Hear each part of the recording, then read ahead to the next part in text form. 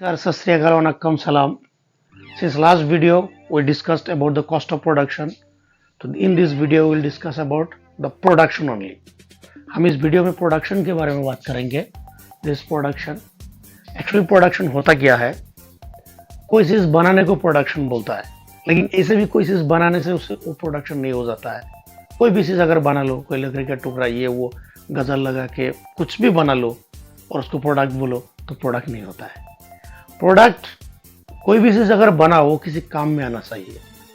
तो इंग्लिश में हम इसको बोले to produce something which has utility, मतलब उसका यूजफुलनेस होना पड़ेगा तब जाके वो प्रोडक्शन बनेगा. तो प्रोडक्शन सेक्टर में हम पहले बात करेंगे production function. This production function. Production function होता क्या है? Actually, production function, it implies the functional relationship. The functional relationship between input and output. और हम ये भी कह सकते हैं the technical relationship between physical input and physical output. अभी कोई भी चीज़, अगर कोई डेस्क या बेंच के बारे में हम बात करेंगे तो क्या है, डेस्क और बेंच में देखो वो लकड़ी से बनता है, वुड से बनता है. अब वुड कहाँ पे मिलता है? ट्री पे मिलता है. और ट्री कहाँ पे रहता है? समझ लो किसी फॉरेस्ट में रहता है. तो किसी एक फॉरेस्ट में रहने वाला ट्री से लेकर ये यूजेबल डेस्क बेंच जो होता है, यहाँ तक इसने कोई बहुत सारी टेक्निकल चेंजेस हुआ है तभी जाके ये डेस्क बना है और जिसको हम यूज कर सकता है, व्हिच हैज द यूटिलिटी. तो इसलिए हम कहते हैं कि production function is the technical relation between physical input and physical output. तो इसमें हम मैथमेटिकली इसको लिख सकते हैं. देखो, production P is the function of से I1 plus I2 plus I3 dot IN. तो यहाँ पे P होता है production. Okay. F is the functional relationship.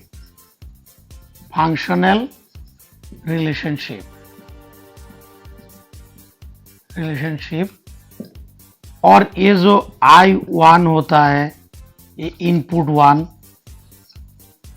I2 input 2. और इसमें हम और एक बात कह सकते हैं, ऐसे भी हमको मालूम है कि देखो हमारा कुछ एक कॉमन प्रोडक्ट मतलब प्रोडक्शन होता है, इनपुट होता है, फैक्टर्स ऑफ प्रोडक्शन. वो फैक्टर ऑफ प्रोडक्शन को हम ऐसे लिख सकते हैं, फैक्टर्स ऑफ प्रोडक्शन क्या होता है? एक होता है land, labour, capital and number 4 organisation. ठीक है, लैंड, लेबर, कैपिटल, ऑर्गेनाइजेशन. तो हम ऐसे भी लिख सकते हैं, production is the function of land, labour, capital and organization. So this is production function. Now इस प्रोडक्शन के ऊपर और सारी बातें हैं कि हम फैक्टर्स ऑफ प्रोडक्शन जानना जरूरी होता है. तो इसमें क्या होता है, देखो ये जो प्रोडक्शन होता है, दिस प्रोडक्शन इज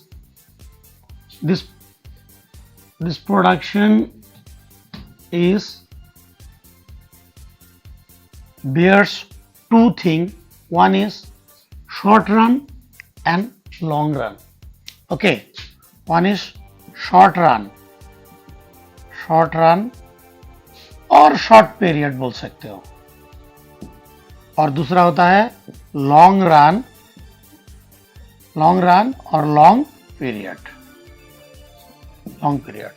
अभी जो मैंने बताया कि factors of production, okay, factors of production क्या बोला था? लैंड, दूसरा होता है लेबर, तीसरा होता है कैपिटल, और नंबर 4 में आता है ऑर्गेनाइजेशन। इसमें देखो, ये जो शॉर्ट रन होता है और शॉर्ट पीरियड होता है, it is the time period with in which we can change only the variable factor to increase the production. Short run production is the production period where production can be increased or can be changed. अभी change word को तुम use करोगे तो वो increase भी हो सकता है, डिक्रीज भी हो सकता है। तो in short run only by changing the variable factor. अभी ये जो चारों फैक्टर्स ऑफ प्रोडक्शन है, इनमें से लेबर को हम कंसीडर कर सकते हैं, ये वेरिएबल फैक्टर है जो हम शॉर्ट रन में चेंज कर सकते हैं। ऑफ कोर्स, क्योंकि देखो शॉर्ट रन में क्या होता है,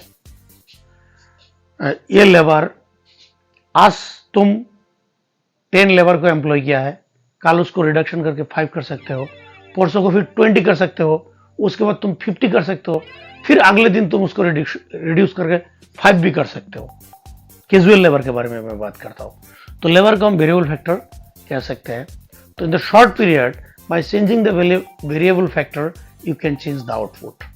Change the output means you can increase the output or decrease the output by changing the variable factor. और long run जो होता है, it is a time period within which all the factors of production become variable. क्योंकि यहाँ पे तुम सारे के सारे चेंज कर सकते हो। You have the ample time, तुम्हारे पास बहुत सारी समय है जहां पे तुम लेबर भी चेंज करते हो, लैंड भी चेंज कर सकते हो, कैपिटल भी चेंज कर सकते हो। इवन ऐसा भी होता है कि ऑर्गेनाइजेशन भी चेंज हो जाता है, क्योंकि एक कंपनी दूसरे कंपनी के पास बेच देता है लॉन्ग रन में, which is possible. But short run में पॉसिबल नहीं है। शॉर्ट रन में तुम लेबर ही चेंज कर सकते हो। लैंड, कल को अगर तुमको 2 एकर्स लैंड चाहिए, तुम्हारा जो अभी प्लांट है उसको एक्सटेंशन करने के लिए, कहाँ मिलेगा? तुम्हारे पास पैसा है, अगर लैंड अवेलेबल नहीं है तो ऐसा भी तो हो सकता है। और कैपिटल, समझ लो कल को तुमको 20 या 30 लाख रुपए चाहिए, या नया मशीन खरीदना है जिसका प्राइस है 20 लाख रुपीज, तो immediately it might not be possible, और होता भी नहीं है, उसके लिए तुमको टाइम चाहिए। तो शॉर्ट रन में तुम क्या कर सकते हो, ओनली वेरिएबल फैक्टर, जहाँ हम यहाँ पे लेबर को कंसीडर किया उसको चेंज कर सकते हो। और लॉन्ग रन में तुम चारों की चारों साइमल्टेनियसली, अभी ऑर्गेनाइजेशन को पकड़ कर रखो, बाकी 3 को पकड़ो, क्योंकि organisation which brings all the factors together and makes production possible. That is why organization is considered as the captain of the ship. क्योंकि ऑर्गेनाइजेशन जो एंटरप्रेन्योर जहाँ पे रहते हैं, वो लेबर को हायर करता है, लैंड को करता है, कैपिटल को करता है, सारी को चीज़ को इकट्ठा करके रॉ मटेरियल्स लाके कोई चीज़ बनाता है जो हमारा काम में आता है, और उसको बोलते हैं प्रोडक्शन, और उसको बोलते हैं प्रोडक्शन फंक्शन। तो इसमें देखो, ये हो गया हमारा शॉर्ट रन और शॉर्ट पीरियड, लॉन्ग रन और लॉन्ग पीरियड। नाउ अगला कॉन्सेप्ट हम लेंगे यहां पे fixed factor and variable factor. पहले लेते हैं variable factor. Variable factor, okay. Another one is fixed factor. Fixed factor, तो ये जो वेरिएबल फैक्टर होता है, which you can sense, variable factors are those factors which can be changed in the short run. तो यहाँ पे मैंने बताया था लेबर, सिर्फ लेबर नहीं, शॉर्ट रन में तुम रॉ मटेरियल्स भी चेंज कर सकते हो, पावर एंड फ्यूल कंजम्पशन को भी चेंज कर सकते हो। तो these are the variable factor which you can change in the short run. And fixed factor, जो हम लैंड बताया, कैपिटल बताया, ये तुम शॉर्ट रन में चेंज नहीं कर सकते, क्योंकि देखो ये शॉर्ट रन में पॉसिबल नहीं है, नॉट ऑलवेज पॉसिबल। अभी इम्पॉसिबल नहीं बोल सकते, लेकिन नॉट ऑलवेज पॉसिबल। अगर कोई दिक्कत ही आ रहा है तो उसको तुम कैसे चेंज कर सकते हो? तो इसलिए हम उसको कंसीडर करते हैं fixed. Land is a fixed variable factor, sorry fixed factor, capital is a fixed factor, and labour is a variable factor. So variable factors are those factors which can be changed in the short run. Fixed factors are those factors which can be changed in the long run. Okay, तो ये हो गया long run, short run, variable factor, fixed factor. Now हम बात करेंगे concept of product, concept of product. Just a while back मैंने बताया concept of product ये होता है कि कोई भी चीज बनाओ जिसका कोई यूज हो, producing something which is utility, उसको बोलते हैं प्रोडक्ट। तो इसमें पहला एक चीज आता है total product, total product, total product. Okay, तो टोटल प्रोडक्ट जिसको हम शॉर्ट में बोलते हैं टीपी। अभी टोटल प्रोडक्ट का डेफिनेशन क्या होता है? Actually producing a certain amount of commodity with a given number of fixed and variable factor, that is called total product। उसके बाद आता है एवरेज प्रोडक्ट, एवरेज प्रोडक्ट। अभी एवरेज प्रोडक्ट क्या होता है?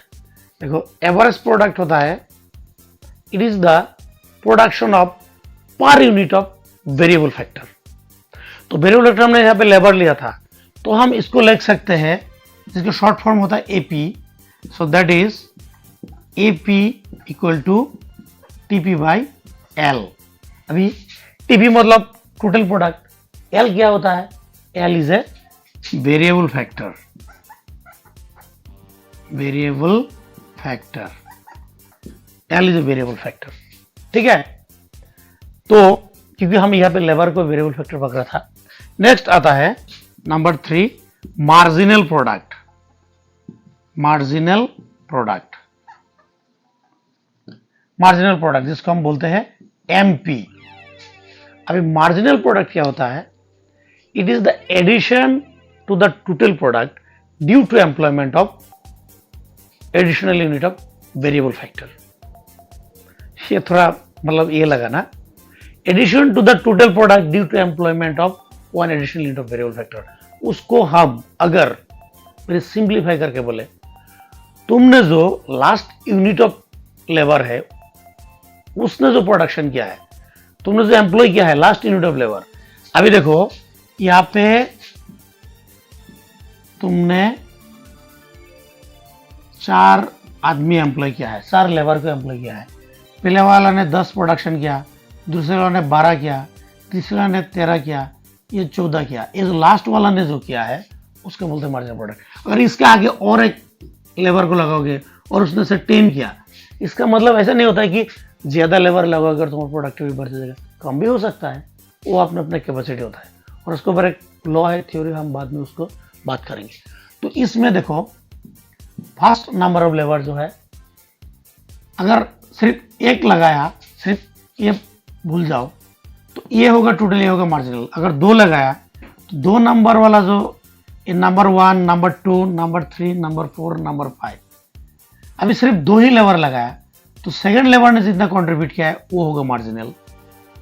अगर 3 लेबर लगाया, थर्ड वाला जितना कंट्रीब्यूट किया वो होगा मार्जिनल प्रोडक्ट। इसी तरह each and every additional unit of variable factor का जो प्रोडक्शन होता है उसको बोलता है मार्जिनल प्रोडक्ट। इसको अगर हम एक इक्वेशन में मैथमेटिकली लिखा जाए तो ये होता है क्या है, M P N equal to T P N minus T P N minus 1। अभी एम पी एन मतलब क्या होता है? The number of labour that you have employed. और T P N total product up to nth number. अभी T P N minus 1 means total product before nth। ठीक है, तो यहां पे तुमने 5 लेबर लगाया। अभी 5 लेबर में मार्जिनल प्रोडक्ट अगर निकलना है तो सबको तुम प्लस करो, तो 10 + 12 कितना होता है? 22 + 13 35 + 14 तो कितना होता है? 49। और यहाँ पे अगर 10 को लगाओगे तो क्या होता है? 59, है ना? 7 to yes 59 total product up to N. सबसे हमें 5 लगाया था ना, तो तुम यहाँ पे लिख सकते हो ये M P N equal to T P N मतलब 5 माइनस 5 माइनस 1 मतलब तुम लिख सकते हो TP5 माइनस TP4।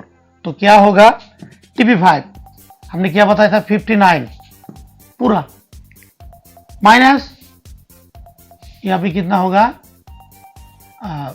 49 माइनस 49, यहाँ तक तो 49 होगा क्योंकि टोटल होता है 59, यहाँ तक होगा 49, ठीक है 49, तो रह गया कितना 10।